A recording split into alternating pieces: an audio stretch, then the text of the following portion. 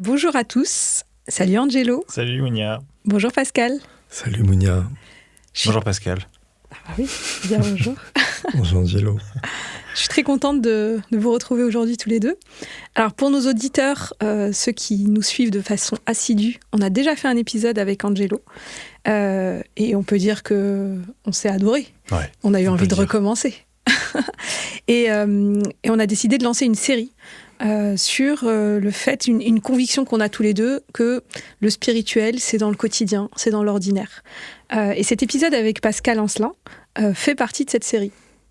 Ouais, je suis très content de te revoir ici et d'enfin pouvoir te proposer un espace dans lequel on va pouvoir échanger sur ce thème. Merci de votre confiance à tous les deux et puis ça me fait plaisir de te retrouver. Ça fait longtemps qu'on se connaît.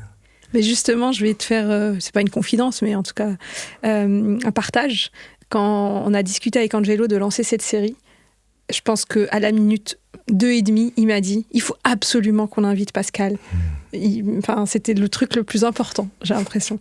Donc, allez-y, racontez-moi un peu comment vous vous connaissez, qu'est-ce que toi tu fais Pascal, pourquoi tu voulais absolument inviter Pascal dans cette série, Angelo.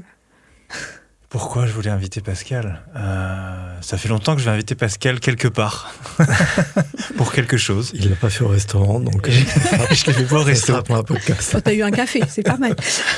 donc ça fait longtemps. Pourquoi ? Parce que ça fait, je sais pas, plus de 10 ans. Ouais. 13 ans, je pense. 13 ans qu'on se connaît. Qui était donc Pascal, l'ostéopathe de ma rue, de la rue dans laquelle je travaillais à l'époque, qui était la rue René Boulanger. Et je sais plus ce que je m'étais fait à l'époque, c'était à l'épaule ? À l'épaule, ouais. L'épaule droite. Ouais, c'est vrai, quelle mémoire. le mec s'en souvient. À l'épaule droite. Et donc, c'était suite à un accident de moto. J'étais tombé sur le côté et du coup je m'étais luxé l'épaule ou je sais plus trop. Et t'étais gêné, tu faisais de la boxe à l'époque. Et je faisais de la boxe. Et tu t'en souviens vachement bien. Ah non, mais moi j'ai une mémoire de mammouth, parce que je commence à ressembler. Oui, mais t'en as vu des gens, donc on va en parler après. Mais... Donc voilà, et dès le départ, au-delà du soin, donc le soin déjà en lui-même, le travail qu'il a fait était... particulier pour moi parce que j'étais, je pourrais dire tout simplement allongé sur sa table. Mais déjà, ce que je comprends, c'est que t'es allé chez Pascal par hasard, parce que c'était en face de chez toi. Au départ, ouais, okay. C'est ça. D'accord. Pas parce qu'on te l'avait recommandé. Non, je le connaissais pas. Ouais. Et donc, je pourrais dire même qu'avant ça, avant même ses mains, il y avait son cabinet. De rentrer dans son cabinet qui est très singulier, qui est une espèce de lieu... pour moi, c'est comme rentrer dans une église, quoi. T'as envie de baisser la tête et de te taire, quoi. Et d'attendre. Il y a quelqu'un qui arrive. Alors, pas Dieu, parce que du coup, on n'est pas dans une église, mais presque. Et donc, voilà, il y a déjà le lieu qui participe. Et puis après, il y avait vraiment son écoute aussi. Et puis, ce travail sur la table qui... je pourrais dire que c'était déjà un voyage. Et en vrai avec vraiment la conviction qu'en une séance sans quasiment bouger il allait pas se passer grand chose. Et donc je me suis levé et il m'a dit c'est bon, tu peux tourner l'épaule, bouger l'épaule, tendre le bras, etc. Ce qui était le cas. Et donc j'étais très chamboulé par l'expérience, mais j'étais pas allé beaucoup plus loin que ça. Et puis j'étais revenu une deuxième fois parce que je m'étais fait une entorse à la cheville. Et une entorse, clairement, tu peux pas vraiment poser le pied, tu peux pas marcher, il faut vraiment attendre que ça se soigne, quoi. Tu peux pas faire grand-chose, a priori. Et donc là, je me dis, c'est l'occasion de revenir. Et puis, il s'est passé à peu près la même expérience. Il me dit, vas-y, tu peux marcher. Et je marche. Et là, je crois que je suis parti... Lève-toi et marche. Lève-toi et marche, c'est ça. Et je crois qu'après, je suis resté... j'étais pas ton dernier patient, mais peut-être de la journée. Et du coup, je suis peut-être resté un quart d'heure, 20 minutes de plus. Parce que j'étais intrigué, j'avais trop de questions. T'étais déjà allé voir des ostéos avant ? Non. D'accord. Je vais jamais voir de médecin, Okay. Très, très peu. Et donc, en l'occurrence, là, il y a quelque chose qui m'intrigue au-delà du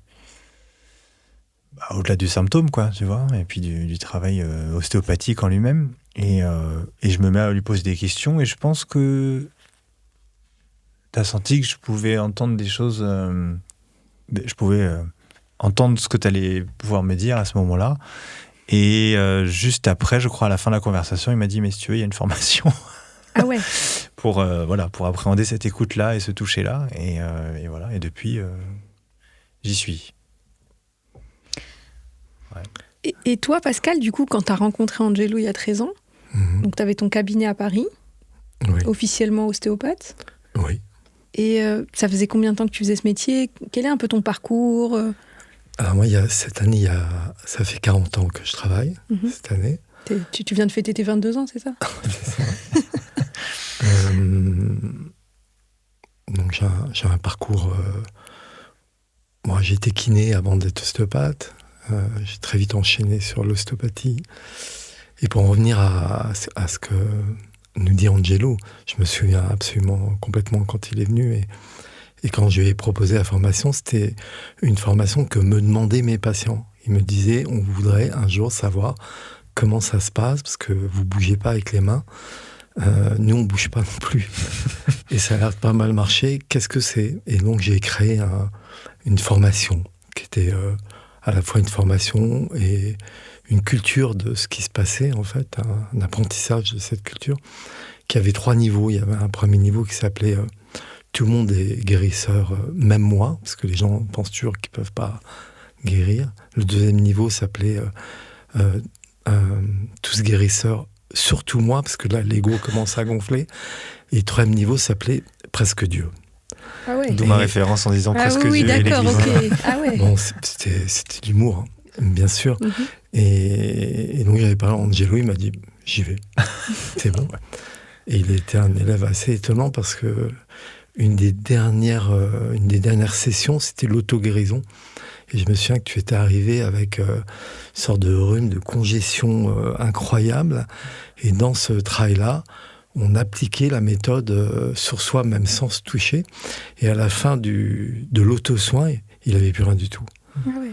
Donc j'ai vite réalisé qu'il faisait les choses plus que correctement quand il les faisait. Donc tout le monde n'est pas Angelo aussi quand même si... Ça, j'essaye de... Oui, mais tout le monde a le potentiel de soigner. C'est inhérent à l'homme. Et c'est une pratique où on est vraiment dans un calme extraordinaire, presque spirituel. Et on touche en écoutant ce qui se passe dans les mains. Et la santé, les mécanismes de guérison, adorent être touchés de cet endroit de calme et d'amour. Et ça engendre des process physiologiques qui se potentialisent et qui donnent très souvent de très bons résultats. Pour les gens qui ne connaissent pas du tout, est-ce que brièvement tu peux expliquer la différence entre ce qu'on appelle l'ostéopathie, que la plupart des gens connaissent, et la singularité de cette pratique, ouais. Alors dans l'idée de la plupart des gens, l'ostéopathie, c'est vraiment des manipulations. On vient amener une force extérieure pour bouger la structure. Il y a plusieurs branches dans l'ostéopathie. L'ostéopathie biodynamique, c'est l'inverse. On a un toucher d'écoute. Le praticien est dans une attitude particulière qu'on appelle l'attention dédoublée. Son esprit va extrêmement loin, ce qui amène un très grand calme dans le praticien. Et quand il touche avec ce calme-là, je le résume, parce qu'il faut quand même du temps pour l'acquérir, et qu'il écoute les flux de santé dans le corps, c'est-à-dire la vie en mouvement. Un corps que quand tu poses les mains, c'est pas un morceau de bois inerte, parce que le bois vit, ou une pierre, mais c'est du vivant. Et quand tu écoutes le vivant de cet endroit qui est presque un endroit originel, eh bien, ça potentialise les forces de santé. Et c'est vraiment pas un toucher au petit hasard. C'est-à-dire qu'il y a vraiment... on sent les choses, on sent ce qui se passe, on voit vers où ça va. C'est des protocoles, il y a vraiment un ordre de régulation qu'on enregistre très clairement dans les mains quand on a une main expérimentée. Ça demande beaucoup de travail pour ça. Comment tu as appris ça ? Alors, j'étais pas complètement satisfait des autres types d'ostéopathie que j'avais pris à l'école et j'étais nul. Donc, j'avais pas des très bons résultats. J'étais insatisfait, ça allait pas dans ma nature de manipuler, de faire craquer, bien qu'il y a des gens qui le font extraordinairement bien. Vraiment qu'on soit clair, c'est juste une partie de l'ostéopathie que je me suis mis à apprendre. Et un jour, j'ai un mentor qui m'a appelé en me disant, je crois que le Graal de ce qu'on recherche, parce que nous, on touchait les corps en essayant d'écouter ce qui se passe à l'intérieur, comment ça bouge. C'était issu d'une autre pratique ostéopathique qui était dans la phylogénèse de l'ostéopathie, l'avant biodynamique. Et il m'a dit, je crois que les Américains qui ont mis ça au point viennent enseigner ça en Europe. Est-ce que tu veux faire partie du premier lot en France ? Je dis oui. Et c'est comme ça que je suis venu à ça. Et dès le premier cours, je me suis dit, il y a quelqu'un qui a enfin compris comment s'exprime la vie dans le corps et comment on peut faire pour l'aborder, le toucher. Dès la première heure de cours, ça a été une vraie révélation. Voilà. Et celui qui a mis ça au point, mais qui est dans la lignée de toute l'ostéopathie, qui a de style un chirurgien américain de la fin du 19e, eh bien, s'appelle James Gelos, qui nous a quittés il y a 2 ou 3 ans, et qui a réussi à continuer à développer ce côté-là de l'ostéopathie, cette approche d'écoute, où tu potentialises les forces de santé de l'intérieur, plutôt que d'appliquer une force aveugle, ou même connaissante, de l'extérieur. Voilà. Et puis, donc j'ai beaucoup pratiqué ça, plus que ça. À partir du moment où j'ai rencontré, mes résultats se sont améliorés de façon incroyable. Et surtout, il y avait un champ des possibles au niveau des indications qui s'élargissait. Tu n'avais plus à faire seulement de l'articulaire, mais tu pouvais tout aborder. Ça ne veut pas dire tout guérir, mais au moins tout aborder, tout soigner, prendre en soin. Et évidemment, il y a quelque chose d'assez spirituel dans cette écoute-là. Et donc, ça m'a appelé ensuite pour développer beaucoup plus de choses. Je me suis intéressé à la psychanalyse, au chamanisme beaucoup, parce que j'ai bien vu que les endroits où ça résistait, avec cette pratique d'écoute, on sent très nettement les endroits qui résistent, et quelque chose qui résiste, c'est un refus, et c'est donc une peur à l'arrière-plan. Et j'ai appris par la suite, par mes rencontres, mes pratiques et mes voyages, qu'il n'y a pas d'autre solution que de traverser ces peurs pour libérer ce qui est à l'arrière-plan, c'est-à-dire la santé, et si on va vraiment très loin, une forme de santé ultime, qui est une forme spirituelle, qui a différentes formes en fonction des gens, de la culture, des lieux, des croyances, des éducations, mais que tout le monde possède. Voilà. Ça me fait penser je me souviens, je t'avais assisté plusieurs fois à ton cabinet, on a fait des 4 mains. Et je me souviens d'une femme qui était venue en fin de journée, vraiment, ça devait être la dernière séance de la journée. Je pense que c'était important que ça soit la dernière et qu'il n'y ait personne après. Et il m'a semblé à ce moment-là, en tout cas de mémoire, elle venait pas pour quelque chose de tant physique, corporel, physiologique, je ne sais pas comment on pourrait dire. Je me souviens très bien. Tu te souviens d'elle ? Oui, et je cite notre exemple quelquefois dans les pratiques, ce qu'on appelle les pratiques d'un inconscient dans l'inconscient. C'est-à-dire, je suis sûr que c'est à elle que tu fais allusion. Oui. En fait, dans le transgénérationnel, ou dans ce qu'on appelle maintenant, même en psychiatrie française, je crois qu'on nomme les choses comme ça, ce qu'on appelle des infestations, c'est-à-dire un inconscient qui habite ton propre inconscient. On peut avoir C'était le cas chez cette femme, donc c'était une comédienne qui est venue me voir et qui avait des douleurs chroniques, mais assez banales, cervicales, qui passaient pas. Et lors d'un soin précédent, à chaque fois que je touchais son corps, je sentais quelque chose qui m'entrait dans le corps, dans les bras, et je me sentais trop fatigué. Et te connaissant bien et connaissant tes qualités d'ancrage, t'as un truc qui est très très très ancré, je me suis dit qu'on allait faire Batman et Robin au cabinet. Donc j'ai pris tard un soir pour qu'on ait du temps. Ouais. Et donc, en la touchant comme ça, elle a traversé quelque chose de très fort. Et comme souvent dans les infestations ou dans un inconscient, dans l'inconscient, il y a des mouvements involontaires qui se produisent chez les gens. C'est comme en biodynamique, quand tu relâches le corps, à un moment, tout ce qui est tenu par la sociabilisation commence à à lâcher, donc en particulier les masques. Et à ce moment-là, il y a des mouvements involontaires qui arrivent très souvent. Tu peux avoir des mouvements d'ondulation, ce sont des mouvements de fuite, ou plein d'autres mouvements répétitifs surtout. Et donc, chez elle, on a eu ces mouvements répétitifs. On a accompagné ça. Toi, tu étais au pied pour faire l'ancrage, moi pour essayer de l'accompagner. Et à la fin de la séance, elle était flappiche, comme on dirait chez moi en Lorraine. Et je me souviens que tu m'as appelé dans la petite pièce qui était derrière et tu m'as dit Pascal, j'ai vu des choses étranges, comme si elle était contrainte et tout ça. Ok, on a partagé là-dessus, tu avais besoin de me le dire. Et quand on est revenu dans la pièce, elle revenait un peu à elle. J'ai posé la main sur l'épaule pour la faire revenir.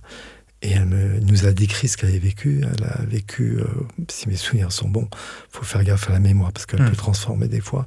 Mais en gros, elle a vu son fils, ou son fils peut-être dans un autre monde, peut-être le Moyen-Âge, je me souviens plus, en tout cas un endroit très ancien, où quelqu'un la retenait par les épaules et assassinait son fils, ou le torturait, quelque chose comme ça.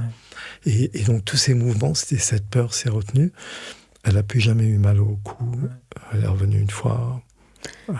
C'était terminé. Du coup, j'ai une question. Quand tu disais que tu as demandé à Angelo de faire un soin avec toi à 4 mains parce que tu savais qu'il avait une qualité d'ancrage, tu t'es mis à ses pieds.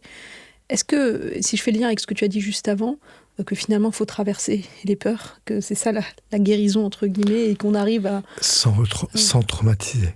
Ouais, donc y aller avec beaucoup de douceur, ou en tout cas de... Ça dépend des gens. Ouais. Je fais souvent évaluer l'intensité qu'ont les gens sur 10. Ouais. Quand c'est très intense, ça monte au-dessus de 8 ou 9. En fonction des gens, je les redissocie. Observe. Et tu peux purger un radiateur au goutte à goutte ou d'un seul coup. Le problème, quand tu le fais d'un seul coup, la molette peut te rester dans les doigts. Donc, il vaut mieux le faire un goutte à goutte. Donc, il faut beaucoup de discernement et de doigté, entre guillemets, pour y aller au rythme qui est... Oui, et d'être vraiment connecté au patient pour sentir. Mais donc, du coup, là, c'est ça qui s'est passé avec cette dame. Vous l'avez aidée à traverser des peurs qui étaient liées à... Sans qu'on ait besoin de tellement intervenir dans ce qu'elle vivait. Vous avez juste été présent là pour elle et à l'écoute, c'est ça que j'entends. Oui, c'est ça. Quand tu parles à l'écoute du vivant, avec une écoute très... plus qu'active en plus. Sécurisante. Et... Le toucher, j'imagine que dans beaucoup d'autres professions qui s'occupent de gens, c'est ça. En fait, c'est de pouvoir être avec le patient comme s'il était un enfant et comme ce dont cet enfant aurait eu besoin qu'on soit pour lui. Et là tu obtiens des choses. Donc ça demande beaucoup de présence, beaucoup de justesse avec les gens. Je sais pas pourquoi, mais il y a quelques semaines, j'ai reçu dans ce podcast un prêtre qui est en Belgique, qui s'appelle Gabriel Ringlet, et c'est formidable ce qu'il fait autour du rituel. Justement, il s'autorise à aller à la rencontre des gens là où ils sont, plutôt que de vouloir les rentrer dans le... Il n'aime pas trop le dogme, on va dire. Et la façon dont il parle du rituel, il dit c'est de faire de l'ici maintenant, de l'au de là. Et je trouve que là, dans la façon dont vous parlez de ce soin, il y a un truc très spirituel. Je comprends... je me dis, c'est pas un hasard si on fait cet épisode dans une série... parce qu'il y a un truc très... Juste être là, vraiment pleinement présent dans ce qu'on fait. Mais alors, toute la guérison est dans la présence, en fait. Tu fais revenir, quelles que soient les pratiques qu'on ait, enfin, dans ce type de soins, tu fais revenir du passé des informations. Et en fait, tout se guérit dans la présence. Et en fait, ces informations sont transformées dans la présence que tu offres au patient, dans l'ici et maintenant. Soit il peut s'améliorer parce qu'il a purgé quelque chose qu'il n'a pas pu traverser, parce qu'il était trop petit, vulnérable, ou que ça appartient à des parents ou des grands-parents ou plein d'autres possibilités. Et en fait, dans cette présence, tu transformes l'information en amenant la sécurité du côté du praticien, en revivant l'événement avec quelque chose de différent, la purge ou l'accompagnement. On peut proposer une dissociation relative au patient pour qu'il puisse s'accompagner à ce moment-là. Et dans ce cas-là, ça s'enfuit ensuite dans le fond, plus de l'inconscient, parce qu'il y a une conscience, mais l'information est différente. elle a été modifiée. On sait qu'il y a plusieurs types de mémoire chez les gens. Et ce type d'information, quand elle va revenir, il y aura eu une aide, une ressource.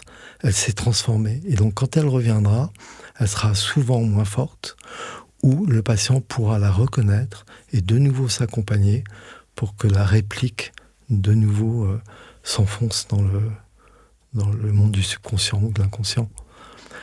Voilà. Et aussi ce que je dis toujours, et après je vais arrêter avec ça, les gens quand ils viennent me voir, parce que maintenant j'ai un lieu où je reçois les gens sur des retraites thérapeutiques sur plusieurs jours, en fait c'est comme si la vie était une marelle et que la dernière étape c'est le paradis.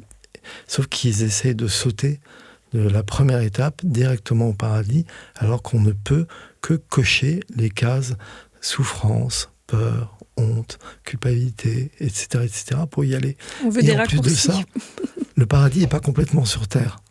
C'est aussi notre croyance. Voilà. Le paradis, c'est le quotidien. C'est d'accueillir les choses telles qu'elles sont.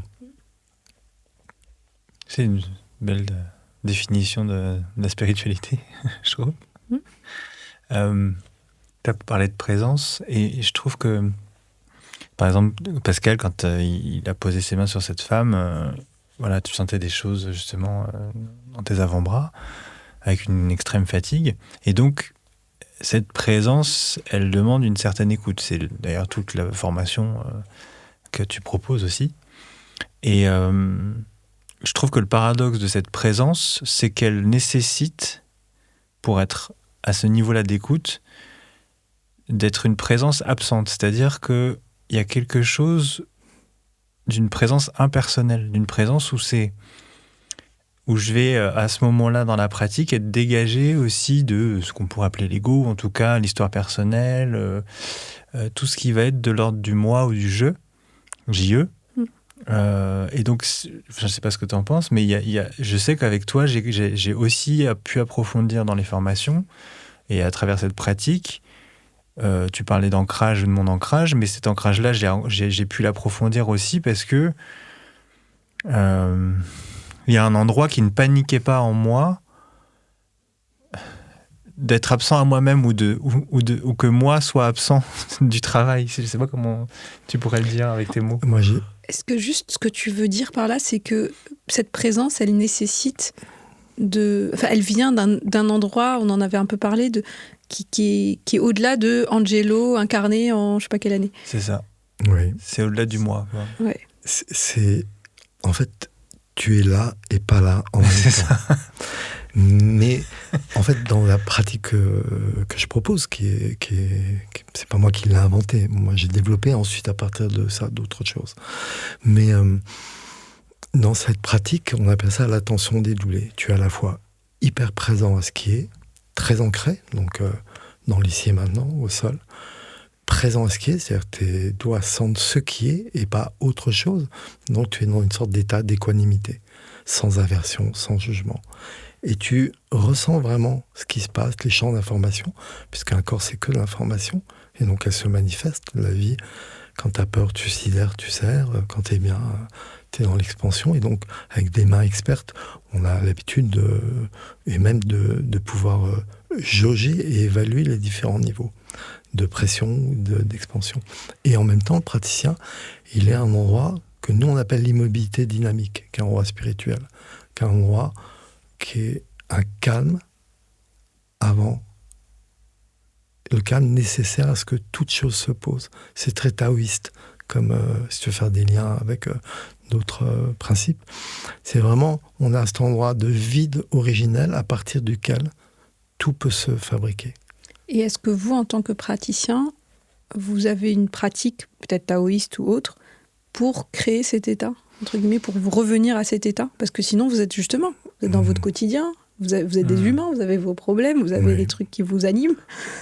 Est-ce qu'il y a besoin justement un peu de s'ancrer avant de soigner, avant d'être... Ou est-ce que c'est devenu naturel pour vous? Alors, en principe, oui. Mais maintenant, j'ai tellement travaillé, j'ai fait plus de 100 000 traitements dans ma vie, qu'en fait, c'est les patients qui automatiquement m'amènent à cet endroit-là. Mais en principe, oui, il faudrait, en tout cas, le premier patient de la journée, voilà, si je sens que je ne suis pas dedans, je vais prendre un petit moment de méditation.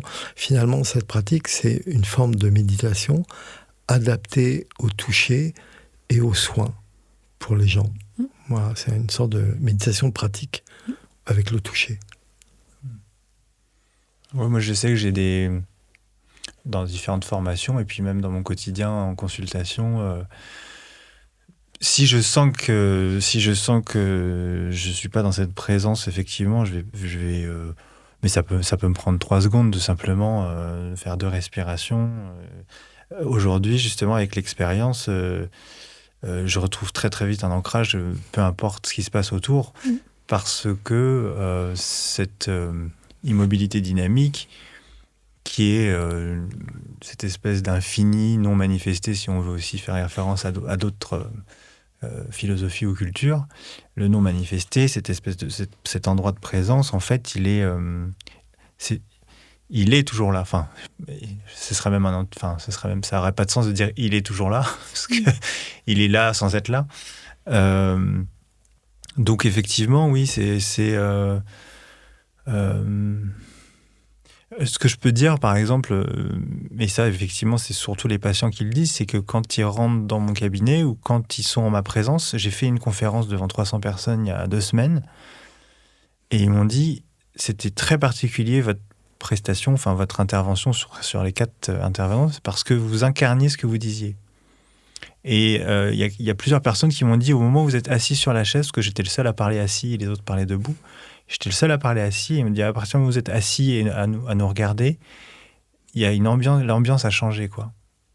Et donc, oui, je pense que après c'est au-delà de moi, quoi, au-delà de, enfin ça s'incarne. C'est un champ, une atmosphère, une ambiance d'un coup qui dans laquelle on baigne, on va dire ça plutôt comme ça. Et alors justement, donc ce que j'entends, c'est que ce que tu as appris avec Pascal a complètement, de toute façon, t'a changé entre guillemets, et aujourd'hui ça se manifeste quoi que tu fasses, quelque part. Je sais que c'est là en tout cas. Voilà, aujourd'hui tu ne pratiques pas exactement comme Pascal. Non, du tout. Enfin, du tout. Peut-être que tu peux rappeler aux auditeurs la forme que ça prend, c'est pas la même, c'est la gestalt thérapie. Voilà, aujourd'hui toi tu fais de la gestalt thérapie, tu fais aussi des constellations familiales, on en avait fait ensemble, exactement. Bon, déjà, quel a été ton cheminement ? Parce que donc, tu te formes avec Pascal il y a 13 ans. C'est la première fois que tu te formes à c'est le passage. C'est le passage. Ouais, historiquement, c'est le moment où ça switch pour moi. Parce que justement, dans cette rue, moi, je travaillais juste à côté dans la musique, donc dans la production artistique. Et je crois que c'est la première fois que je sais pas comment dire.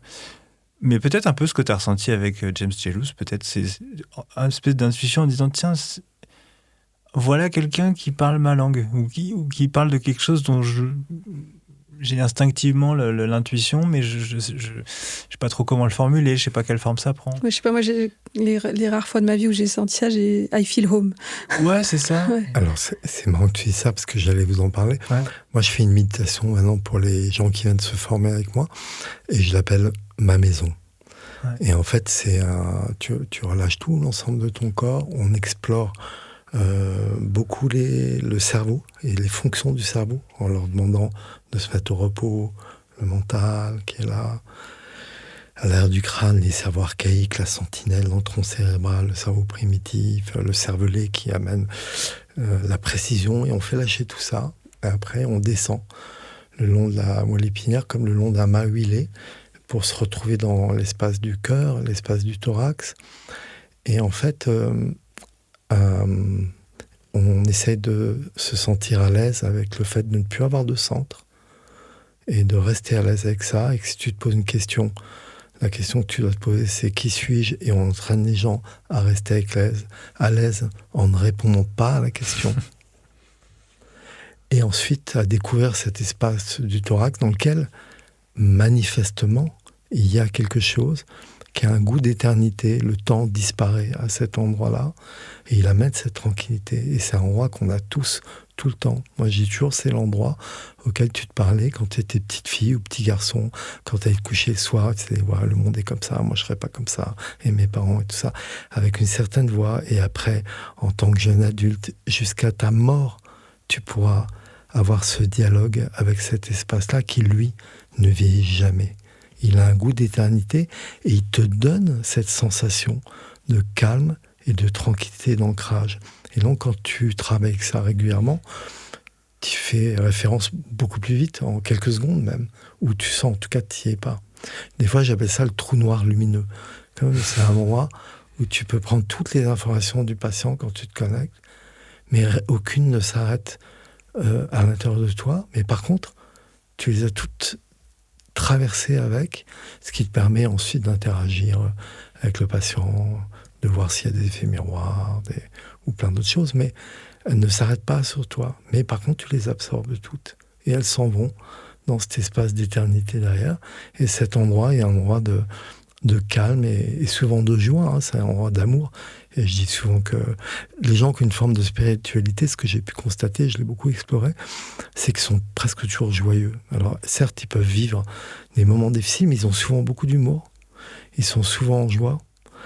Et parce que c'est leur maison, en fait. Et c'est l'endroit d'amour universel, bien avant l'amour des parents. Dans les gens qui souffrent de problèmes existentialistes, quand tu arrives à leur faire toucher cet endroit, alors qu'ils regrettent en permanence l'amour de leur mère, qu'ils auraient voulu avoir et qu'ils n'ont pas eu, et ça donne des dépressions assez difficiles, c'est le seul endroit où ils peuvent aller et réaliser qu'il y a cet amour universel. Et ensuite, ça devient de la joie qui est de l'amour incarné. Quand tu vas, si tu écoutes les sorties d'école ou les cours de récréation, et ça ne fait que rire, chanter et danser, malgré déjà des naissances difficiles, des parents séparés, des traumas. Ça veut dire que le potentiel à cet endroit-là, il est énorme. Qui nous a retiré tout ça ? Ça a peur. Mais c'est quand même là. Ouais, mais même, on peut aller même plus loin. C'est pas juste, on arrive à un moment se rendre compte qu'il y a ça. On se rend compte qu'il n'y a que ça. Il faut être aussi incarné. Ça peut être le problème de l'échappée spirituelle. Ouais. Tu as des gens qui, quand tu veux te faire traverser des choses aux gens et qu'il y a la peur qui est là et qui bloque, et que tu vas éviter ces blocs, cet endroit de blocage, et quelquefois des gens te disent, soit c'est les thérapeutes, ils font non, mais ça j'ai déjà travaillé, sauf que dans les mains, tu as un concentré de compression et de sidération. Soit ils te disent non, mais j'ai pardonné. Et là, dans les mains, tu as toujours la densité. Voilà, ça, le nombre de thérapeutes faux pardon, là. Qui font ce métier pour ne surtout pas aller bosser ce qu'ils ont à bosser. Après, si tu veux vraiment apprendre les choses, il faut les enseigner. Comme ça, c'est tu une les bonne apprends. façon. Bah oui, t'as pas le choix. Et du coup, aujourd'hui, donc, qu'est-ce que tu fais concrètement ? Comment tu accompagnes les gens ? Donc, tu as un centre dans la Drôme, c'est ça ? Tu soignes encore à Paris ? Oui, j'y vais 4-5 jours par mois. D'accord. Donc, ça veut dire que tu as ta patientèle habituelle à Paris qui... Non, une petite partie, parce que j'ai vendu mon cabinet et ma patientèle à mon ex-assistant. D'accord. Et il a la gentillesse de me laisser le cabinet 4 fois par mois, parce que j'aime revenir à Paris. J'aime l'intensité, je vois 16 patients par jour quand je reviens. Ok, ah oui. Et puis je me suis attaché aux gens et ce que je fais est très particulier maintenant, justement ce que j'ai développé, puisque j'ai monté un centre dans la Drôme qui est au sommet d'une montagne, qui est dans un endroit assez merveilleux avec une vue incroyable. On a une mer de montagne en face et surtout je crée l'immersion. Angelo Caïmien, parce qu'il est venu assez souvent dans ce lieu-là, travailler aussi avec moi et aussi avec ses propres formations. Et donc je prends des gens en retraite pendant plusieurs jours avec toute une équipe thérapeutique parce que je ne prétends pas détenir la science. Ah bon ? Non. Je pensais que tu... Non. Presque Dieu, on a dit presque. Ouais, presque, pas presque. Tout à fait. Mais presque une leçon d'humilité, justement. Tu ne pourras jamais y être. Et justement, donc les gens, ils viennent sur combien de jours ? C'est quoi ? Est-ce qu'ils viennent avec des problématiques ou pas forcément, avec des besoins. Donc ils les posent. Concrètement, et on les aide pendant une semaine à traverser, dans une première partie, traverser physiquement toutes les peurs. D'accord. Donc, mais est-ce qu'il y a des problématiques qui reviennent régulièrement, genre des maladies physiologiques ? Maladies chroniques, des maladies chroniques, des gens qui ont des dépressions, pas mal, des gens qui ont un mal de vivre. Ou là, je pense à un sportif de niveau qui s'est blessé en escalade avec un truc qui détruit sa vie depuis 4-5 jours, avec des névralgies sacro-brachales, mais insupportables, avec une destruction structurelle un peu, donc pouvoir traverser ça. Il y a des gens des fois qui viennent avec des cancers. Attention, je ne guéris pas les cancers. Alors justement, qu'est-ce que tu guéris, qu'est-ce que tu guéris pas ? Si on devait... Je guéris ce qui est possible de guérir dans la physiologie corporelle, et j'accompagne les gens à aller mieux. Je me souviens qu'une des premières retraites que j'ai fait, j'ai eu un couple que je connaissais bien. Lui, c'était un photographe de mode, de mode, mais de montres, Cartier, de machin, de trucs, que je connaissais, beaucoup de succès, toujours entre deux avions, et sa femme gérait aussi avec lui son business. Un très bon photographe, et il est venu me voir là, je l'ai pas eu depuis des années, avec ce qu'on appelle la maladie de Charcot-Marie, donc une maladie extrêmement grave, avec une issue fatale entre 1 an et 3-4 ans, souvent, là, ça dépend des formes. Et en fait, lui, il voulait vraiment guérir, il était déjà assez atteint, et évidemment, je ne pouvais pas lui dire que j'allais le guérir, c'était pas possible. Mais on a réussi à traverser quelque chose de très fort, il s'entendait plus très bien avec son fils. Et en fait, son rêve, finalement, une fois qu'il avait accepté l'incurabilité de la maladie, c'était de faire son rêve depuis toujours, c'était de faire des photos de nature.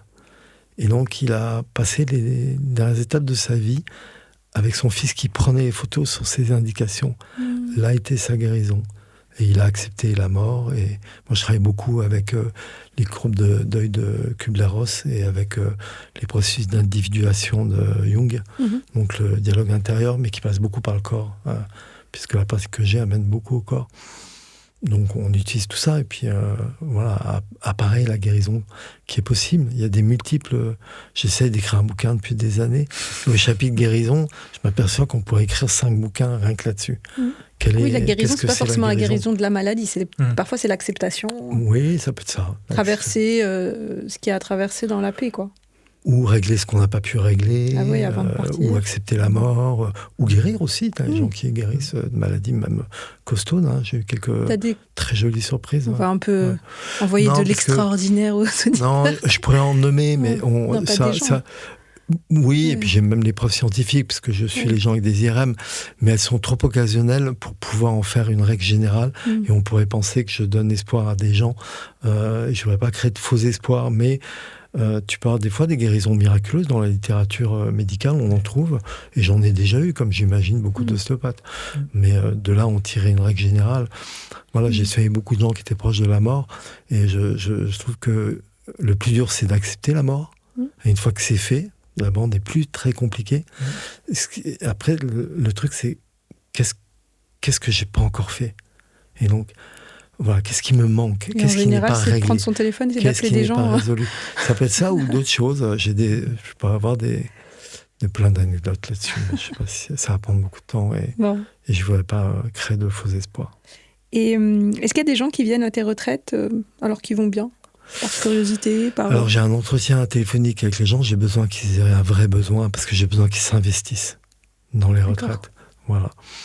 Et j'évite les pathologies psychiatriques non traitées, non stabilisées, non médicalisées depuis un moment. Voilà, c'est à peu près les seules contre-indications que j'ai, et je ne promets rien. Voilà. À part une semaine dans un endroit magnifique. Oui, on bouffe très bien en plus. Voilà, en plus, super cuisinière. Mais tout le monde va bien. Et il y a vraiment, et je crée des groupes, c'est des groupes WhatsApp où les gens s'accompagnent, ce que j'ai remarqué. Et là, on revient à la spiritualité qu'à la fin. Mais c'est vraiment, c'est vraiment l'immersion. Les gens sont très différents. Et en fait, quand on arrive, ils ont tous le cœur ouvert. Alors là, dans tout ce qui est proposé là où je suis, mais je suis sûr que les autres gens qui proposent un travail de groupe, et Angelo connaît bien ça, toujours ils ont le cœur ouvert. Toujours, quel que soit le processus et leurs différences. Et évidemment, quand le cœur s'ouvre, c'est horizontal. C'est-à-dire que tous les gens qui sont autour, moi je fais des cercles souvent, les gens se tombent dessus, des fois partent en vacances ensemble. Et je veux dire que cet endroit de guérison, il est immuable, il est toujours là. Et on parle de ma maison, dont on a parlé au début. Et tous les gens, quand ils sont là, ils se font des hugs à la fin. Et c'est tellement beau à voir. Et ils se soutiennent dans les groupes. Quand quelqu'un rechute à un mauvais moment, moi, j'ai 50 groupes. Donc j'interviens de moins en moins parce que j'ai plus le temps. Et là, j'ai une patiente qui était alcoolique et qui était déjà dans un processus de sevrage et qui a arrêté. Une femme jeune, pleine de... Le groupe d'ailleurs, elle recherche tout le temps dans la vie le formidable, l'extraordinaire. Et donc on a appelé le groupe les Waouh, mais pas n'importe lequel. Et donc à un moment elle m'appelle, 2 mois après la retraite, et elle me dit, j'ose plus, là je sais, j'ai repicolé, c'est horrible et tout ça. J'ai dit, mais c'est ok, viens me voir, mais mets-le sur le groupe. Elle a reçu 15 millions de cœurs, les gens qui l'ont appelé en privé, le groupe, et ça l'a fait, elle s'est reprise en main. Oui, la force du groupe. Oui, la fraternité, ce cœur qui s'ouvre. Ouais, quand tu l'as nettoyé de toutes les couches de refus, enfin de toutes, je ne sais pas si on peut tout nettoyer, mais en tout cas quand tu l'as allégé, ce que tu retrouves au fond derrière, c'est toujours la même chose. Après, quand les gens ne peuvent pas y aller, et bon, je pense à quelqu'un qu'on connaît ensemble, complètement, ou qui est déjà... Là, on peut avoir affaire à des pathologies psychiatriques difficiles. Pourquoi c'est une pathologie ? Parce que la structure est touchée. Et parce que la vie, la spiritualité, elle est normale. Elle est inhérente à chacun. Quand tu ne peux pas y accéder, que la santé et la vie et ses manifestations de mouvement dans le corps ne peuvent pas être potentialisées, c'est qu'il y a un défaut structurel. Et là, c'est plus compliqué. Et ça ne m'appartient pas. Voilà, moi, je ne peux pas soigner ça. Donc, je ne prends pas les gens qui sont dans des pathologies structurelles. Voilà, bien que je peux soigner des bipolaires, mais traités, des dépressifs, mais qui ont des traitements en relation avec les psychiatres ou les psys qui me les envoient. Voilà. D'accord. Oui, tu travailles en collaboration avec d'autres professionnels. Oui, et même si les gens viennent me voir qu'ils n'en ont pas, je les envoie à des psychiatres. Oui, tu as des adresses. Oui. Et comment toi, tu définirais justement ce qui est spirituel ? Parce que tu parles de ce cœur qui s'ouvre, c'est très clair comme image. C'est très physique. Moi, j'ai travaillé aussi en Amérique du Sud, en Colombie, avec des associations, en plein milieu des FARC, en forêt amazonienne, avec des enfants. Et en fait, j'ai pu aller très très loin dans les pratiques, vraiment très loin, même des pratiques chamaniques ou des pratiques méditatives, ou avec des patients justement qui viennent chez moi et qui font ce suivi sur une semaine. C'est physique en fait, la spiritualité. C'est physique. C'est vraiment les gens ils te décrivent que cet espace au niveau de toi s'ouvre et qui touche quelque chose. Ils reviennent à l'origine. Le titre original de la biodynamique, c'est émergence de l'état originel. C'est cet espace où tu es encore dans le tout et tu en as encore la trace en toi. Quelle que soit ta religion, tes croyances, c'est là. Pour tout le monde, je l'ai vu des centaines de fois.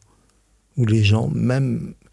Et souvent la voie d'accès, malheureusement ou heureusement, c'est la souffrance. C'est de traverser l'endroit. J'ai eu, dans un enseignement que j'ai fait dans le nord de la France, un jeune ostéopathe qui était en binôme, on tire avec des cartes, avec un autre ostéopathe. Au début, on devait se présenter. Cet autre ostéopathe qui avait des allures de légionnaire, il a dit, si on travaille sur les émotions, attention, moi j'ai une colère incroyable, je peux tous vous tuer. Ok. On tire les cartes et au bout de 5 jours d'enseignement, ce jeune ostéopathe tombe avec ce type-là. Et donc ce type-là qui a changé après. J'ai fait toute une formation et franchement, il est beaucoup mieux. Mais à ce moment-là, il était vraiment dans le dur. Et je vois ce jeune ostéopathe qui a les yeux un peu exorbités. Et donc j'arrive et je dis à l'autre gentiment que je vais prendre la suite. Et en fait, il avait vraiment une douleur d'incarnation terrible. Un frère qui est mort avant lui, non reconnu vraiment par les parents, la pression d'être l'autre, qui sera jamais aussi bien, l'impression de ne pas avoir été désiré. On traverse ça. Et dans son cœur, il ressent cette douleur, le poignard, et il me dit, voilà, je sais pas, je vais mourir, c'est pas possible. Je dis, mais non, t'as 30 ans, tu vas pas mourir. Et les autres étaient partis, j'étais seul avec lui, c'était la fin du séminaire. Je dis, reste avec ça. Voilà, je suis là avec toi. À combien t'es? À 9 sur 10. Observe, descends, observe ça, de le stoïque que tu es maintenant, de 30 ans, bref. Il traverse le truc et vraiment les larmes et tout ça. Et puis ça a commencé à avoir des lumières, des étoiles. Et là, il a vécu un éveil mystique avec dissolution de l'ego et avec une ouverture incroyable. Et ça, je l'ai vu des dizaines de fois, donc c'est inhérent à tout le monde. Voilà, une fois que tu as vraiment traversé cet endroit-là. Et c'est pas forcément aussi caricatural que ça. En fait, je me suis demandé à quoi ça sert. Est-ce que, moi qui l'ai vécu plusieurs fois en Amazonie, et même ici, je me suis dit, bon allez, je vais revivre l'expérience, je sais qu'il faut se relâcher complètement, s'abandonner, fondre littéralement dans la terre et se diffuser, mais le fait de le vouloir t'empêche d'y aller. Ça arrive souvent parce que tu es guidé par quelqu'un ou parce que tu es pris par surprise. Rien que le fait de le vouloir, ouais, tu peux pas le vouloir. Et en fait, je l'ai quand même vécu 4-5 fois et je me suis dit, mais à quoi ça sert? Parce qu'en fait, tu peux pas rester à ces endroits-là. C'est toujours la même chose. Tu vois de la lumière partout, tu sens plus ton corps, tu sens que ton corps est amour. C'est-à-dire, c'est pas que tu ressens l'amour, c'est que tu sens que chaque particule de toi est de l'amour. C'est physique. Et à quoi ça sert? Ça sert en fait à réinitialiser, à redonner de l'envie. Ok. Et en fait, une fois que tu es connecté à ça, ouais, tu as réinitialisé ce truc qui est toujours là, et ça te donne plus de joie souvent, plus de soutien, plus d'envie. Tout d'un coup, un projet que tu vas faire plus avec cœur, mais ça va pas t'empêcher de vieillir, d'être malade et de mourir. Voilà. Oui, mais c'est intéressant, en fait, ça nous reconnecte à notre élan. L'élan vital. C'est ce moment-là, voilà, de ce... On appelle ça l'initiation, en anglais dans notre pratique. Ouais. Voilà, c'est produit au moment de la conception, au moment de la naissance, à d'autres moments de grâce. Voilà, et ça sert à réinfuser toutes tes cellules de vie. Et, voilà, c'est de la joie, quoi. Voilà. Alors je vais t'étonner, je ne sais pas si je vais t'étonner d'ailleurs, peut-être pas, mais oui, ça se produit à notre naissance. Alors ça, je ne me souviens pas de ma naissance. Moi, je sais que ça s'est produit à l'accouchement de mes enfants, à d'autres moments de ma vie, et notamment un des moments où j'ai perdu quelqu'un de très proche. J'ai perdu ma maman, mais pas que. J'ai eu cette ignition aussi dans des moments de funérailles très... Et notamment quand on prend le temps de vraiment vivre le truc avec un rite, avec un... D'ailleurs, je ne sais pas si tu as vu en ce moment, il y a la mode de faire des funérailles super joyeuses, là. Oui, mais j'ai reçu... J'ai une série sur la mort. Hein, voilà. J'ai reçu justement des gens qui parlaient de ça. Ouais. On parlait de la mort, justement. Oui, je viens de faire un truc sur le 30G en utilisant les pratiques qui passent beaucoup par le corps. Donc on a fait des régressions vers la naissance, soit à partir du cosmos, de la conception jusqu'à la naissance, et puis l'inverse, de l'adulteté en régression. Ça marche dans les deux sens. Et puis les gens m'ont dit, mais nous, on veut aussi tester la mort. Et avant, j'avais une formation qui s'appelait accompagnement du mourant. Je faisais venir des gens qui avaient des maladies incurables. Et puis en fait, il y avait à moitié de ce pattes lors du premier cercle qui était comme ça, qui avaient peur et qui partaient. Et en fait, c'était les plus belles formations que j'ai fait parce que les gens avaient beaucoup d'ouverture. Et donc, je leur dis OK. Donc, on a fait une régression. Je les ai allongés et j'ai dit aux praticiens biodynamiques là, voilà, d'avoir ce fameux toucher. Et donc, je les ai entraînés à vieillir progressivement, à s'imaginer. De vieillir, de perdre leurs amis progressivement, les maladies, s'affaiblir jusqu'à se retrouver là et de pouvoir peut-être de proposer de revivre tous les meilleurs moments de sa vie pour partir avec l'illumination ou quand ça résistait, donc avec les membres sans résistance, de voir qu'est-ce qui se passe, qu'est-ce qui n'est pas résolu. Et donc en fonction des cas, on traversait l'un ou l'autre. Et presque tous les gens qui ont lâché prise, ils ont eu des EMI, c'est-à-dire qu'ils sont vus à l'extérieur, leur corps, justement leur vie. Alors EMI, le sigle, pour ceux qui ne savent pas c'est expérience de mort imminente. Okay. Ouais. Et donc des choses qu'on retrouve vraiment dans la littérature, particulièrement de Kubler-Ross, qui a écrit un bouquin là-dessus, qui s'appelle « La mort est un nouveau soleil », et qu'on retrouve maintenant il y a eu plein de gens. Mais en fait... il y a une explication neurophysiologique, hein, c'est la DMT qui s'est sécrétée au niveau de l'hypophyse, mais pas que, dans des moments de souffrance absolue qui permet ce passage, voilà, probablement. C'est une des explications. Donc en tout cas, ce qu'on voit, c'est que naturellement, quelle que soit la culture, quel que soit le vécu, les grands moments de passage de la vie qu'on passera tous, la naissance et la mort déjà, de base, sont des moments par essence qui sont spirituels. Mais oui. C'est des passages de mort à chaque fois. Oui, en vrai, c'est... Et quand il y a de la spiritualité, il y a de la mort. Et quand il y a de la mort, il y a de la spiritualité. C'est vraiment Alors, collé. Moi, je trouve que dans le bouddhisme, t'as vraiment... tu sais, avec les bardos, les karmas, t'as vraiment des moines spécialisés qui voient sur le visage des morts si les gens ont pu vraiment traverser complètement et qu'à ce moment-là, il n'y aura plus la reproduction des bardos, des vies à l'infini, et ça se voit sur leur visage. Il y a vraiment... Et j'y crois relativement quand même, pour avoir accompagné des gens comme ça à leur mort, en particulier mes parents, tous les deux qui sont morts dans la même année.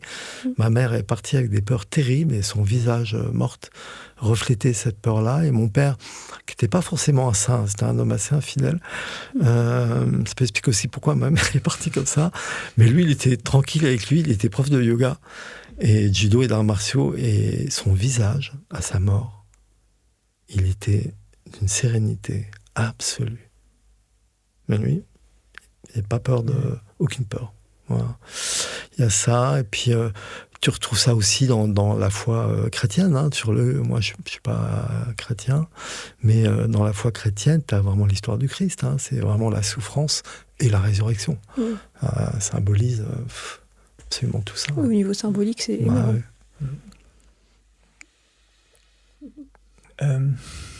On parle beaucoup de la spiritualité dans l'aspect de la guérison, au quotidien, dans le soin.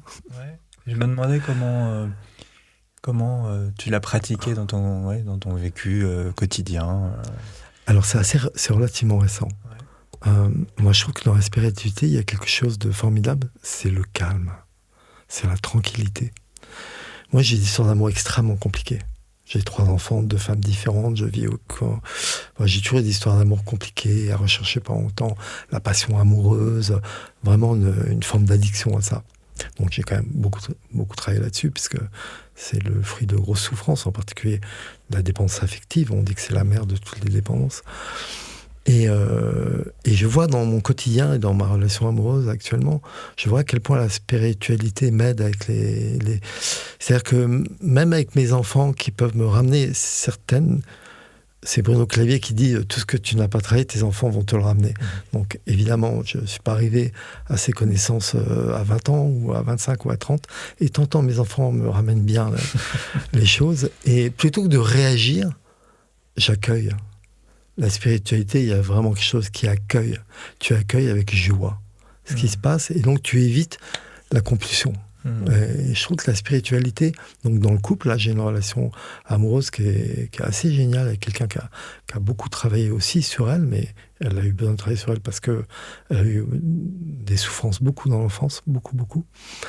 Et donc très vite, comme elle habite loin de moi, sur le téléphone, si vraiment j'ai par exemple une réponse pas assez rapide à un SMS ou pas assez de SMS, j'ai l'ancien moi qui va vouloir soit faire un silence volontaire pour que ça réagisse, ou le petit mot qu'il faut que... Et là... Tu boudes, quoi. Oui. Ouais.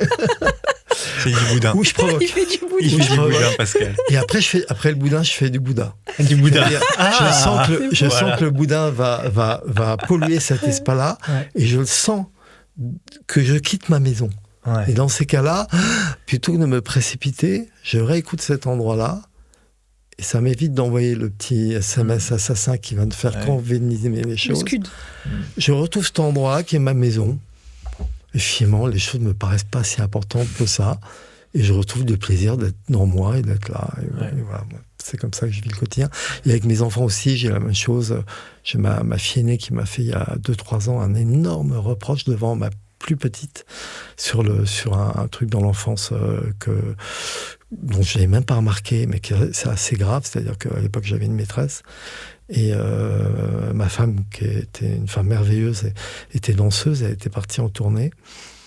Et pareil, je ne m'en souvenais pas, que j'aurais amené ma fille à un déjeuner, et que quand je l'ai ramenée à la maison, elle avait 3 ans et demi, je lui aurais dit tu ne diras rien à ta mère. Ma fille m'a dit ça en me disant tu m'as tenu au silence toute ma vie. Et là, waouh, je ne me souvenais pas de cet épisode. Et c'était vraiment très, très, très difficile pour moi, et pour elle aussi, parce que j'ai réalisé ce qu'elle avait pu vivre. Et l'anecdote qui est assez drôle, c'est que ma fille est metteur en scène de théâtre, donc dans l'expression, mais elle fait un théâtre très silencieux. Je dis, écoute, c'est peut-être grâce à moi que tu fais ce type de théâtre assez révolutionnaire. Ça peut faire du parlant bientôt. Oui. Et on a pu échanger, et voilà pourquoi j'ai dit ça, voilà, ce genre de choses où ça rappelle. Et en l'occurrence, j'aurais pu réagir, et je l'ai fait. D'ailleurs, en disant, c'est moi qui t'ai torché derrière pendant que ta mère dansait, et tout ça. Il dit, tu comprends rien. Et donc, on a une conversation à partir de cet espace de spiritualité, de tranquillité, où on s'est pris à part. J'ai dit, voilà, vas-y, je suis prêt à écouter. Et sans réagir, Et du coup, on s'aime bien plus qu'avant. Elle m'envoie quand même des scuds de temps en temps, mais je les prends bien. C'est son job. Et voilà. Ça me fait penser à ce que je peux entendre, et je pense que vous l'avez déjà entendu aussi, puisque vous accompagnez d'autres gens, des personnes qui vont à la sortie d'un séminaire ou d'une retraite ou d'un travail comme ça, avec un peu plus de conscience, un peu plus de cœur, sortir de là comme ça, le cœur ouvert, en disant ouais, mais du coup, comment je fais? Parce que du coup, moi, mon mari, il n'a pas fait le travail sur lui, ou ma mère, elle n'a pas fait le travail sur elle, etc. Ça me fait penser à ça parce que ce que tu dis est extrêmement important, c'est-à-dire qu'il n'y a pas besoin que tout le monde, entre guillemets, fait le travail quand le cœur s'ouvre comme ça. C'est-à-dire qu'à partir du moment où toi, c'est horizontal, tu l'as ouvert, oui, ça devient... Et j'ajouterais même que, parce qu'il y a aussi un autre écueil qu'on trouve, le premier écueil, effectivement, tu le cites, c'est faudrait que tout le monde, c'est le moment où on a envie de changer tous les gens autour de nous, parce que nous, on a compris un truc. Et le deuxième élément, c'est de s'en vouloir de la part de nous qui n'a pas fait le travail et qui réagit le boudin avant le Bouddha, qui sera toujours là. C'est juste comment elle aussi l'accueillir. Et parce qu'on pourrait aussi, notamment quand on est dans ces métiers-là, ou que vraiment, quand on est en chemin, c'est de s'en vouloir, de dire non mais attends, après tout le travail que j'ai fait, t'as vu comment j'ai réagi quand ma fille m'a dit que, ou que... tu vois ce que je veux dire? Et pouvoir, à cet endroit, pour moi c'est ça le vrai jeu, c'est à cet endroit ouvrir son cœur. C'est pas forcément l'ouvrir en mode tout va bien. Ou d'être justement une espèce d'image parfaite de sagesse et d'équanimité, quoi. Bah oui. Alors j'ai dit oui, ton père était un petit con, il l'est encore d'ailleurs, mais particulièrement à ce moment-là. Et voilà, et puis ça se termine toujours, enfin souvent, avec de l'humour. C'est vrai que l'humour et l'autodérision, c'est un trait qui est souvent présent chez des personnes qui effectivement pratiquent cette présence ou cet accueil, quoi, cet amour, parce que souvent je cite Yoda, parce que tu vois le gars, c'est un petit machin qui va dans tous les sens, il parle à moitié de cul tout le temps, etc. Enfin, tu vois, tu dirais pas que c'est lui le grand Jedi, quoi. Et donc effectivement il y a quelque chose comme ça qui peut avoir du recul aussi, c'est ça? Je discutais avec un moine bouddhiste il y a une quinzaine d'années. J'allais régulièrement faire une semaine de méditation dans un monastère bouddhiste, parce que j'adorais la petite ambiance. Mais tu les vois, ils bossent. Et donc, ils ont des repas particuliers. Il y a les prières, il y a les mantras, il y a les roues, il y a l'accès aux informations. C'est un boulot de fou. Et donc, j'ai discuté avec un moine au moment du repas. Et j'ai dit, bon, c'est bien votre truc, on se sent plutôt bien, mais c'est quand même un boulot du matin au soir. Puis il me regarde tranquillement et me fait, oui, certes, mais quand on mange, on mange. Quand on chie, on chie. Il a tout dit. Voilà. J'ai dit, d'accord, ok. Je vais quand même trouver un autre moyen. Pas du matin au soir. Les gens les plus évolués spirituellement sont sacrément ordinaires. Mais oui, c'est clair. J'ai un truc qui me vient. Vous allez peut-être me dire que c'est faux. Mais je veux avoir votre avis. Ah, c'est la section vrai du faux Non, mais votre avis, votre opinion, ça vaut ce que ça vaut, votre opinion. J'ai l'impression... c'est ça. Ça, c'est toi qui veux parler de ça. On peut en parler, c'est hyper intéressant. J'ai l'impression que... Parce que quand vous parlez, là, quand tu parles de ton expérience avec ta fille, quand tu rebondis là-dessus, je me dis, j'ai l'impression que les hommes en général, versus les femmes, après, bien évidemment, c'est caricatural, ça dépend de l'éducation, ça dépend de plein de choses, ont plus de capacité, enfin en tout cas je vois plus d'hommes autour de moi qui se pardonnent d'être des petits cons. Et sans que ça enlève rien à leur on va dire, leur cheminement spirituel ou leur avancée spirituelle. Les femmes peuvent avoir plus souvent une approche un peu perfectionniste de bah non mais si je réagis encore comme ça c'est que peut-être que j'ai mal à mon féminisme en disant ça mais ça m'est venu donc je le partage. Ça c'est ce que tu vois là parce que c'est souvent des hommes non, mais là, qui tout font... à l'heure par exemple je pense à mon père. Ouais. En fait en vous entendant je me dis mon père c'est Yoda même s'il ne parle pas depuis toute la journée papa non tu ne fais pas ça je ne peux pas le dire je vais pas voilà et il a justement ce truc profondément ancré, profondément spirituel et je me rends compte qu'en fait ça a été mon premier maître spirituel et en même temps dans le genre petit con avec beaucoup de respect papa tu sais comme je t'aime on a rarement fait mieux, vous voyez ce que je veux dire et cette espèce d'apaisement avec qui il est et de nous voir limite nous et moi notamment dans mes plus jeunes années quand j'avais pas encore compris sauter au plafond et dire ah non faut pas faire ça mon papa il fait pas ça et lui finalement assez en paix avec qui il est. Je sais pas comment dire. C'est la minute Oedipe. Oui. C'est la minute Mounia et son père. C'est ça. Je parle pas souvent de lui.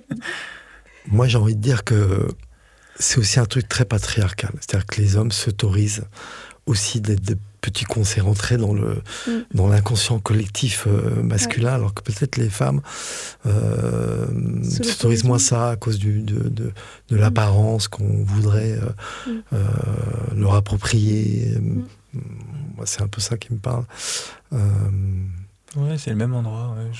Moi, j'étais avec ça aussi. Je pense qu'il y a une forme d'extrême exigence des hommes vis-à-vis des femmes et des femmes vis-à-vis des femmes. Donc, il y a peut-être de ça. C'est-à-dire qu'effectivement, c'est plus difficile de se libérer d'une forme comment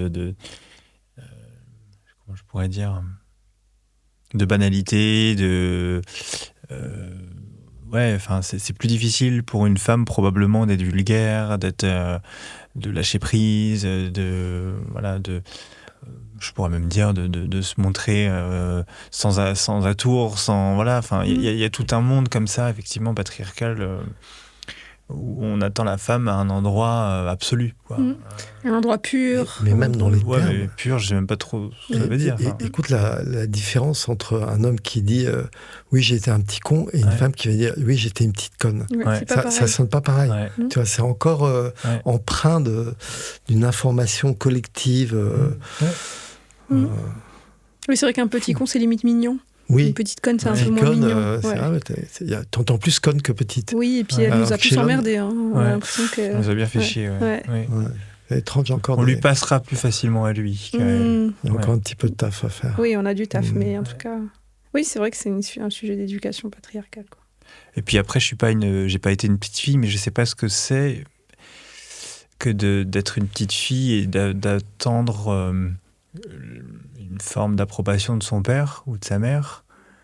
En revanche, je sais que pour beaucoup de petits garçons qui sont devenus des hommes ou en passe de devenir des hommes, la libération du regard de la mère est extrêmement soutenant et extrêmement... c'est une crise de croissance pour tout homme qui devient effectivement libre du regard comme ça de ses parents et notamment de la mère. Et donc, il y a un peu aussi ce petit doigt d'honneur, je pense, de rester un petit con tout en étant un grand sage, de dire je vais pas que être bien dans les rangs, mais il y a aussi, tu vois, ça crée pas la même image. Oui, je pense que pour le cheminement d'une petite fille, en tout cas de mon vécu à moi, c'est pas du tout la même chose. J'imagine. Il faudrait que les filles disent j'ai été un petit con. Ça marche pas non plus. J'ai été une petite conne, mais que ça fasse un autre effet sur l'inconscient collectif. Faudrait que tu montes un hashtag. Voilà, petite conne. Petite conne. Ça. Bah, écoute. Et c'est vrai, ça sonne. Tout de suite, ça sonne pas pareil. Merci pour vos lumières. Petit con. Moi, j'ai peut-être encore une question. bon, tu as vu plus de 100 000 personnes, ça fait Non, 40 100 ans que 000 tu bosses. soins. 100 000 soins. Oui. T'avais plus que 100 000 personnes dans ta vie, oui. Ben non, 100 000 Non. soins sur 100 000, moins de personnes. Ça fait moins de personnes. Ah oui, Si oui, tu oui. fais une moyenne de 3 personnes. On va réviser la division. Ouais, ouais. personnes. Ah oui, non, moi j'avais Et compris, bah, moi on est j'ai plutôt soigné. 120 000. Oui. Ça va faire 40 000 personnes. Ok. Pour être vraiment, C'est quand même pas mal. Bon, 40 000 Oui, personnes sur 40 ans. Mhm. Ouais. Est-ce que tu as vu une évolution de ce dont l'humain souffre? Difficile à dire parce que mes pratiques ont tellement évolué que je suis parti de quelque chose d'assez mécaniste vers quelque chose de très différent dont on parle maintenant. La question que je peux me poser maintenant avec des gens qui reviennent et qui font un travail très très profond, c'est qu'il y a toujours des couches à aller chercher. Et il n'y a pas longtemps, je donne un exemple, j'ai une fille que je soigne, je pose à peine les mains sur les chevilles, et là, elle touche des mémoires de viol. Vraiment, elle hurle et tout ça. Alors, j'ai tout touché biodynamique. Tu mets une feuille entre les doigts et la peau, tu peux retirer la feuille. Le toucher, elle tient, mais tu peux la retirer. Ouais. Et donc, ce toucher extrêmement léger, où tu suis l'information, ce qu'on appelle le mouvement inhérent, celui qui est déjà en place, sans l'écraser, tout de suite, ça provoque ça. Je vais à son crâne, ça continue, je dis on arrête. On est dans quoi, là? Qu'est-ce qui se passe dans sa tête? Tu es en train de voyager quelque part? Non, je vois effectivement des mémoires de viol. J'avoue une deuxième fois pareil. On fait une petite enquête. On va même jusqu'à explorer comment elle a été gardée enfant. Vraiment, rien n'apparaît. Et en fait, elle est connectée à la mémoire des viols. Et donc, elle a déjà travaillé beaucoup de choses avant. Et en fait, à un moment donné, on a l'impression, et j'ai ça dans plein de cas, à un moment donné, je sais pas si ça répond à ta question, mais à un moment donné, tu peux dire stop aussi. Et elle, c'est ce qui s'est passé. Au bout d'un moment, à chaque fois c'était pareil. Je fais un travail de groupe avec elle, et elle hurlait. Il y avait des types qui se levaient, qui allaient la voir, et elle leur disait « Dégage, salaud !» Alors que les gars eux étaient après avec un petit con, gros con, sale con même. Et eux repartaient connectés à la mémoire de l'inconscient collectif des violeurs et des abuseurs. Et à un moment donné, tu peux dire non. Et donc le travail avec elle, ça a été un moment, ok, t'es connecté à ça.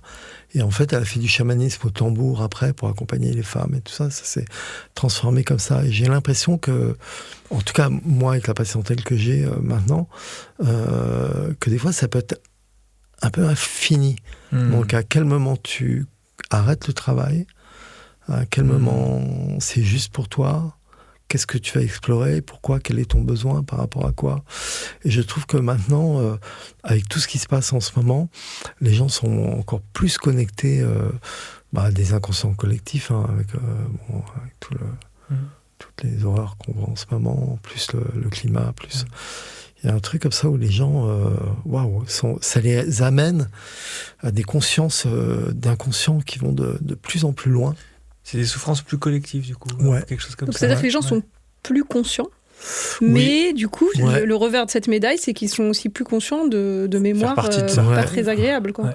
Et donc c'est aussi un moment de se dire, bon, j'arrête de... J'arrête. Effectivement, les couches de l'oignon sont infinies, quoi. Ou alors on continue tous à travailler comme ça, et dans cette toile que David Bohm appelait le monde implicite, on puisse aller réparer quelque chose si on va tous bosser en même temps. Mais ça voudrait dire que tout le monde doit le faire. Ouais. Parce que là, sinon, il va y avoir une division de la société en ceux qui bossent pas et ceux qui bossent. Je sais pas, j'extrapole. C'est de la métaphysique thérapeutique.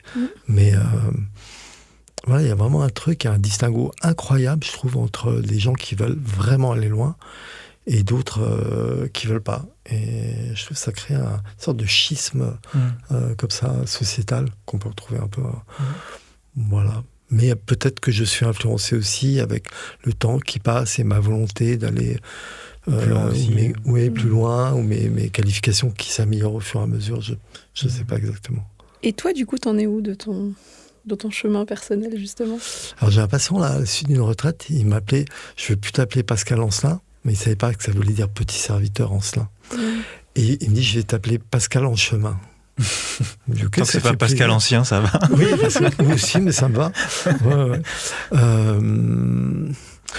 Moi, le chemin que je fais maintenant, c'est un chemin qui va vers la mort. Donc j'ai 67 ans, j'ai vraiment une vie très très pleine, vraiment incroyable. J'ai une vie des avantages des rockstars sans en être une. C'est-à-dire qu'on m'a foutu la paix, et en vivant des choses très très fortes, toute ma vie, des aventures incroyables, franchement.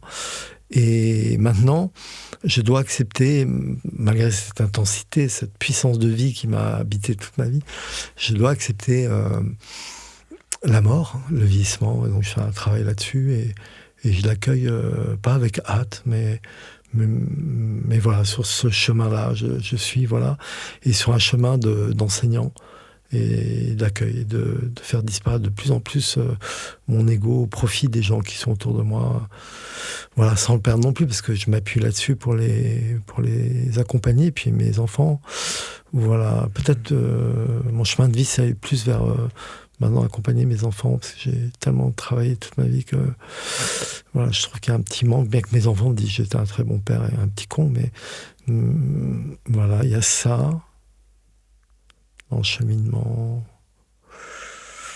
personnel, ouais. Il y a cette histoire de trouver le calme et d'être prêt le moment venu. T'as encore un peu de temps quand même. Enfin, je sais pas. On sait jamais, mais... Avec le sourire. Là, j'ai eu un groupe de retraités. Il y en a une, c'est la deuxième fois qu'elle vient, elle a un cancer du poumon qui va vraiment mieux, mais elle est obsédée par ça. Et par son cancer du poumon. D'accord. Et elle a essayé des thérapies, qui a très bien marché après les retraites. C'est souvent quand les gens se sentent mieux, les accompagnements médico-thérapeutiques marchent mieux sur eux. Oui. Et ils ont bien lâché. Et c'est pour ça que c'est plutôt complémentaire que... Bien sûr. L'un remplace pas l'autre, évidemment. Et donc... Et en fait, elles s'obsédaient complètement à la fin de la retraite. On leur donne des façons d'intégrer ce qu'ils ont traversé pour accompagner la part d'eux qui se manifeste dans leur corps ou dans les comportements, plus des fois un peu de psychomagie pour ancrer le truc, ou qu'est-ce qu'ils vont changer en rentrant. Et ça, Angelo m'a aussi enseigné ça en partie, cette histoire de l'acte créatif. Qu'est-ce que tu vas faire en rentrant? Qu'est-ce que tu vas créer à partir de ton nouveau moi un peu déconditionné? Parce qu'en fait, l'idée, quand l'environnement va être toujours le même, l'idée, c'est de fissurer légèrement cet endroit pour que les choses commencent à bouger un peu. Et elle était obsédée par le fait que... Je dis, mais je connais des gens qui ont des cancers depuis 25 ans. Là, les gens qui sont là, il y en a peut-être qui vont mourir avant toi, alors qu'ils viennent pas, ils sont pas en danger de mort. Donc, si tu es habité en permanence par cette peur-là, et puis on a traversé dans les pratiques. J'ai fait une nouvelle pratique où j'associe l'hyperventilation et le toucher biodynamique sur table, où tu traverses très puissamment tes zones de peur. Et je dis, voilà, tu peux pas vivre avec ça, parce que tu continues à vivre. Donc il y a plein de choses. On va tous mourir. Pendant que la peur, elle est quand même vivante, quoi. Oui. Ouais, voilà. Ouais. C'est ça. On peut vivre longtemps. Donc tu dois faire plein de trucs sur la joie. Ouais. Ok. Ouais.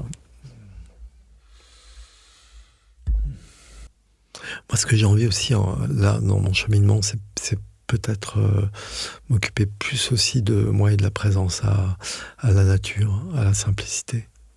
Voilà. Et justement, comment tu fais ça concrètement? J'ai un lieu qui est incroyable en pleine nature, donc, mais je travaille tellement que je peux à peine dans l'année faire 3 balades de 2 heures. Peut-être que dans c'est un environnement... prendre une semi-retraite. Oui, c'est ce que j'essaie de faire. Mais alors, t'y arrives pas? Ça coûte cher, des lieux comme ça. Les pensions alimentaires. Puis j'adore ce que je fais aussi, mais voilà. Faut que tu trouves un mécène. C'était moi le mécène. J'ai laissé il a trouvé, tout, mais il est parti. Oui. Non, voilà, je vais vers la décroissance.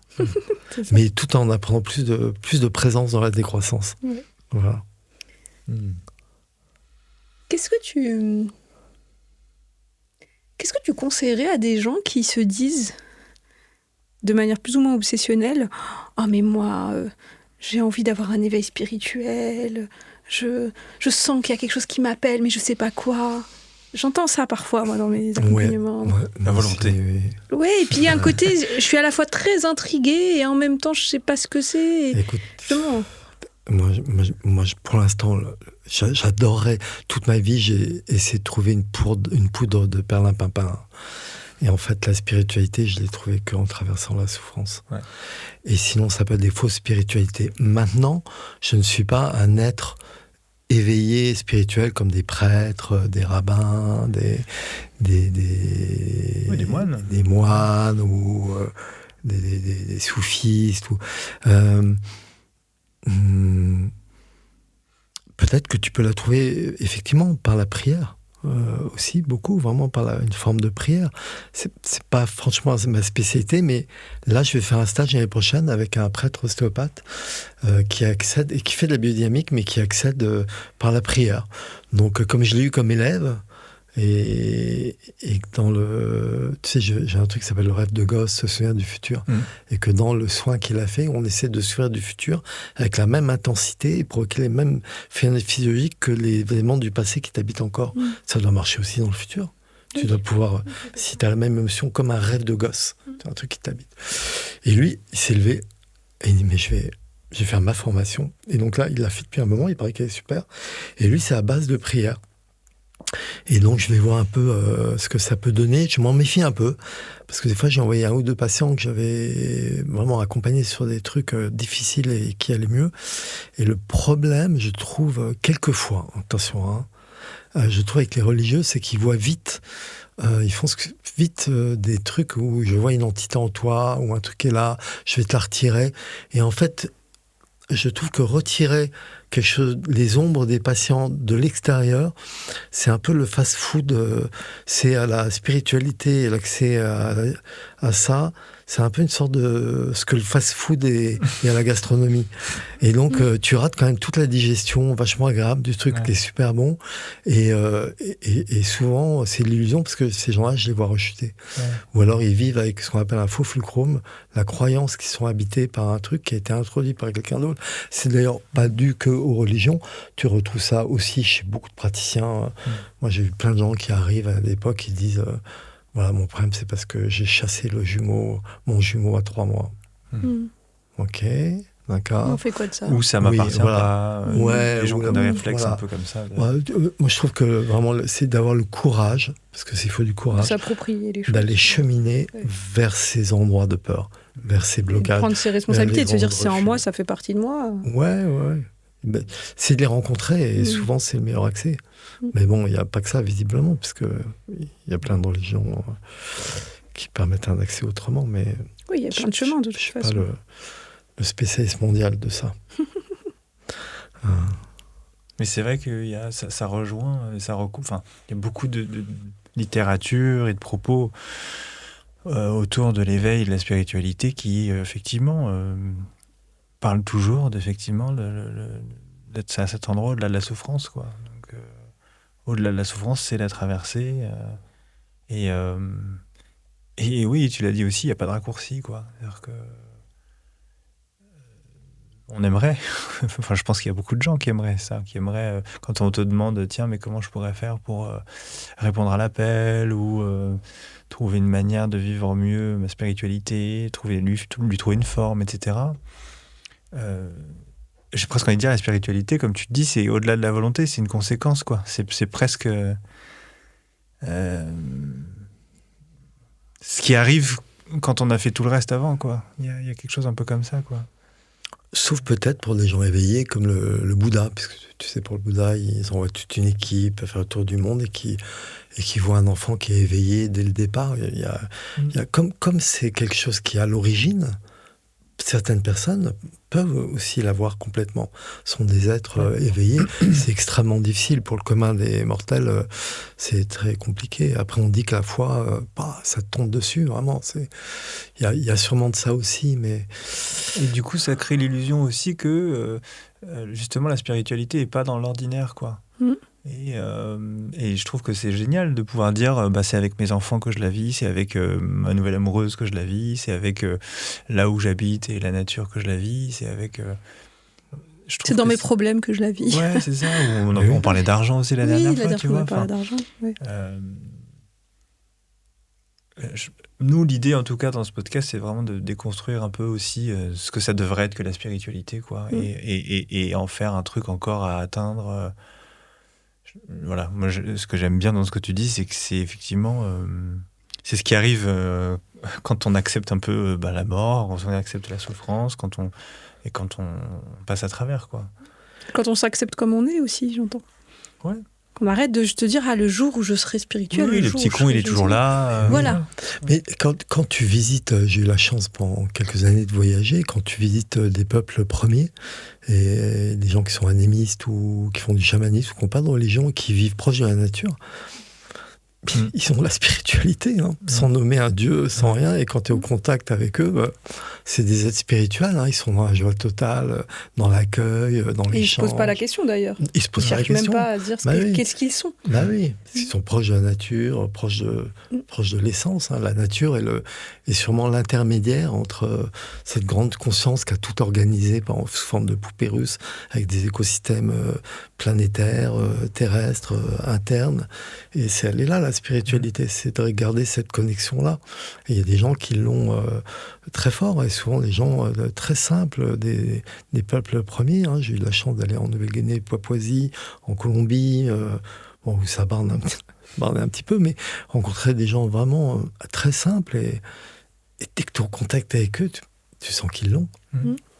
Voilà. Alors que tu n'es pas à peine de leur faire des discours... incroyable, tu vois, c'est... Ouais, mais tu l'as très bien dit, vous l'avez très bien dit avec ma maison, avec le paradis, c'est pas là-bas. Voilà, le royaume, si on prend l'idée du royaume aussi, c'est ça, il est là, quoi. En Mongolie, c'est pas mal bougé en Mongolie. En moto. En moto, tu traverses la Mongolie, il y a des yourtes de temps en temps, il n'y a jamais aucun barbelé, aucune limite, le pays est totalement ouvert, c'est ça qui est incroyable. En Mongolie, t'as faim, tu t'arrêtes à une yourte... tu fais coucou, t'es logé, nourri, accueilli, et les gens, ils sont dans cet univers-là. Ils l'ont jamais quitté. Il n'y a aucune barrière, même physiquement. Et quand t'as pas ces barrières, ça reste ouvert, tu vois. C'est les barrières sont déjà les couches de refus qui te ferment là.